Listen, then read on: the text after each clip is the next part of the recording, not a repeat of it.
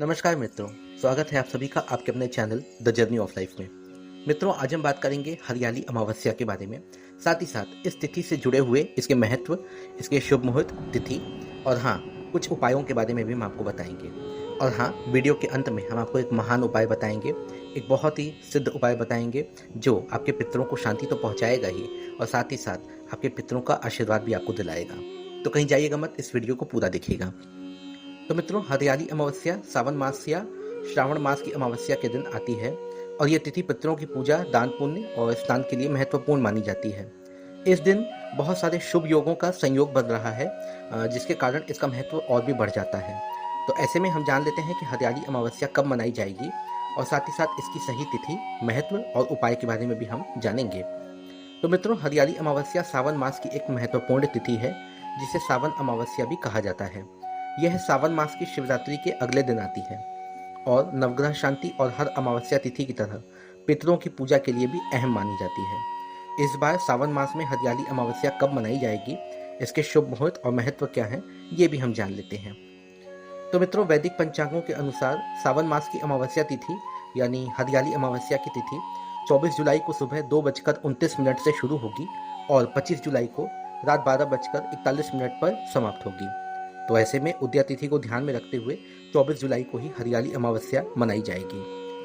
मित्रों, हरियाली अमावस्या पितरों की पूजा, दान पुण्य और पवित्र नदियों में स्नान करने और ध्यान आदि के लिए शुभ मानी जाती है। और साथ ही साथ हरियाली अमावस्या पर गुरु पुष्य योग, सर्वार्थ सिद्धि योग, अमृत सिद्धि योग जैसे महत्वपूर्ण शुभ संयोग भी बन रहे हैं। तो ऐसे में जो भी पूजा विधि या जो भी उपाय आपको बताए जाएंगे उसे अवश्य कीजिएगा। तो मित्रों, जैसा कि हम सभी जानते हैं कि सावन मास में चारों तरफ हरियाली होती है। बारिश की वजह से मौसम सुहाना होता है और पेड़ पौधों में अलग ही चमक दिखाई देती है। तो इस हरे भरे वातावरण के चलते सावन अमावस्या को हरियाली अमावस्या के नाम से भी जाना जाता है।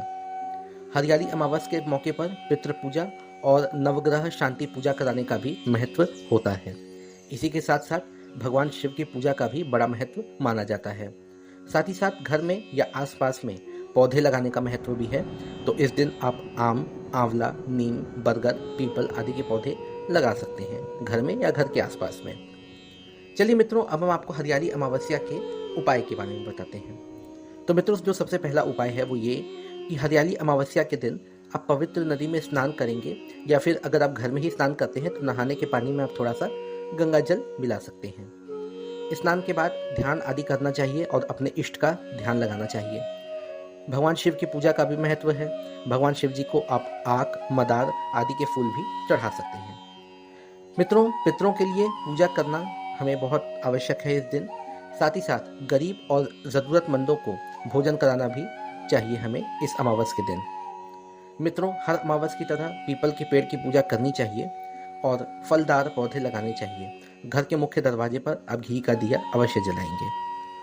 तो मित्रों, अब आखिर में हम आपको एक ऐसा उपाय बताएंगे, एक सिद्ध उपाय जो आप हर अमावस्या को रात्रि में कर सकते हैं। इस उपाय को करने से पितरों को शांति तो मिलती ही है और उनके आशीर्वाद से सारे रुके हुए कार्य भी हमारे होने लग जाते हैं। तो वो उपाय क्या है, चलिए हम आपको बताते हैं। मित्रों, अमावस्या के दिन सूर्यास्त के बाद आप स्नान करें और एक सरसों के तेल का दिया तैयार करें। एक पात्र में, जैसे कि कोई भी पत्ते का कसूरा हो या ऐसा कुछ भी, उसमें आप एक मुट्ठी चावल ले लीजिए जो टूटे हुए ना हो, बिल्कुल साबुत दाने हो, क्योंकि जो टूटे हुए चावल के दाने होते हैं ना, वो वैसे भी खंडित माने जाते हैं। पूजा पाठ में इनका प्रयोग नहीं किया जाता है। अब आप अपने साथ एक गिलास में साफ पानी, वो जो पात्र का चावल है वो और दिया लेकर घर की छत पर या किसी भी खुले स्थान पर दक्षिण दिशा की तरफ चले जाइए। चावल के ऊपर दिया रखिए और दिए की बत्ती इस तरह से लगाइएगा जो दक्षिण दिशा की तरफ हो, मतलब दिए की जो बत्ती होगी उसका मुख भी दक्षिण दिशा की तरफ ही होगा। अब आप पितरों से हाथ जोड़कर प्रार्थना कीजिए कि वो आपका दिया हुआ जो चावल है उसे ग्रहण करें और आपको आशीर्वाद दें। बस इसके बाद आपको बिना पीछे देखे सीधा घर में आपको आ जाना है और अब आपको उस स्थान पर दोबारा नहीं जाना है। मित्रों, ये उपाय बहुत ही सिद्ध है, बहुत ही कारगर उपाय है और बहुत ही सरल उपाय है। इस उपाय को करने से आपके पितृ तो शांत होते ही हैं, उनका आशीर्वाद भी आपको मिलता है और किसी भी प्रकार के पितृ दोष से भी आपको मुक्ति मिलती है। तो इस उपाय को आप अवश्य कीजिएगा। और हाँ, इस तरह के और भी वीडियोस के लिए मेरे चैनल पे बने रहिए। धन्यवाद मित्रों।